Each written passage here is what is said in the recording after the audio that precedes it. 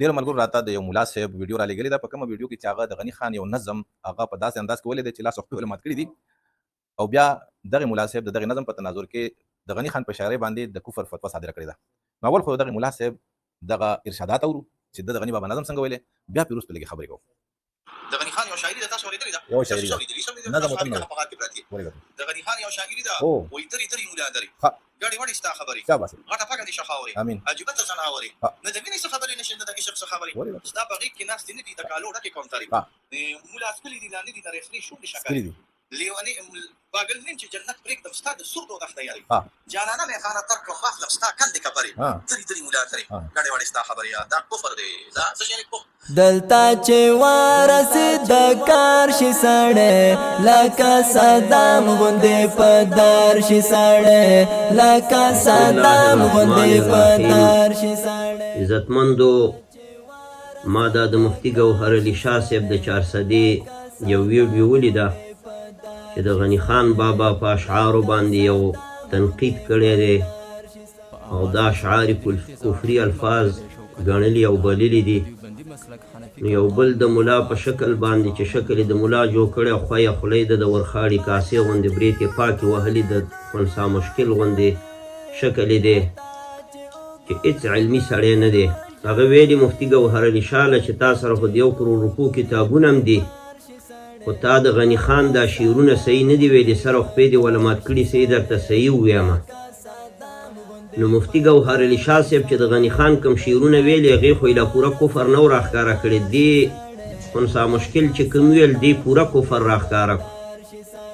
او دا تنې دفاع کوي د غني خان د اشعارو نه. نو دا دومره بې وقوف دی ملا خو نه دی. ما ویل که دا به علمي جواب کوي دې شعرونو کې به تمثیلات او استعارې راوباسي، خو هسې شکل یې وله د ملانو جوړ کړی دی د نشنلستانو د کابینې نه دی چې دې ټول عمر د الحاد او د دهریت پرچار کوي او مالې بنیاد معلوم دی. نو د غني خان دا شعرونه راغستې ما ویل دا به تې حقیقي جواب کوي، هېڅ جواب یې نه دی کړی. نو دا خو کفري الفاظ دي. نو داسې بې وقوفه خلکو ته موږ ویو چې دا خو اوسني ملان نه دي، عالمګیري کم وخت کې تېر شوی، فتاوی عالمګیري والا علما، بحر رائق والا او د امت هغه لوی علما 200 کاله مخکې هغوی بابونه ایښي، باب الفاظ الکفر، باب دی په بیان د الفاظو د کفر کې. دغه الفاظ چې غني خان استعمال کړي دا خو صریحي د کفر الفاظ دي. ته ورله هغسې راتاویږي د میراوس خبر وایي په ناګمان ولا راتاویږي.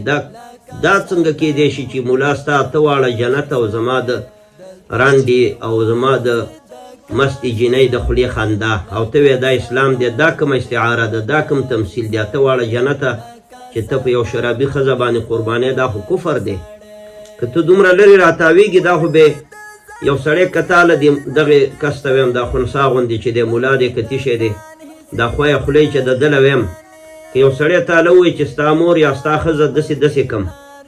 نو که ته پوښتنې ته ورسره جنګ کې که نه کې، که وایې نه کومه نو بیا خو بې غیرته یې. که جګړه کې نو به درته وایي چې ما خو څه خبره نه ده کړې، ستا ښځه او ستا مور داسې داسې کمه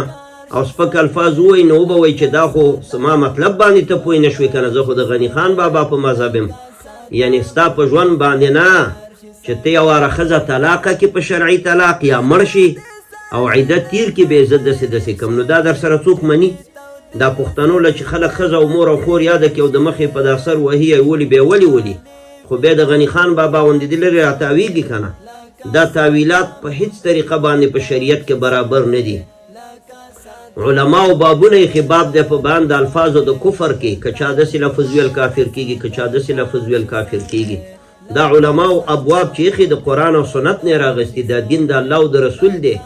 نو داسې احمق خنسا مشکل ملیان چې د غني خان نه دفاع کوي، د انسان هغه شکل او قوارې ته چې وګوري چا چا نه دفاع کې مدفوعا هو د هغې شکل او قواره خو وګوره، انسان شکل نه معلومیږي چې هغه شکل شریعت ته برابر دی که نه دی. اول خو غني خان مړ شوی موږ یې څه کوو، خو د الفاظ چې کوم ویلي دا خو صریحي کفر دی، دې ته هېڅ تاویل نشي کېدی. ما سره د یو سړی برای راست وغږېږي په استعارو او تمثیلاتو کې چې کوم تشبیهات د علمي بیان دي د هغې درک نه د الفاظ صحیح کې زما وله چیلنج دی انشاءالله.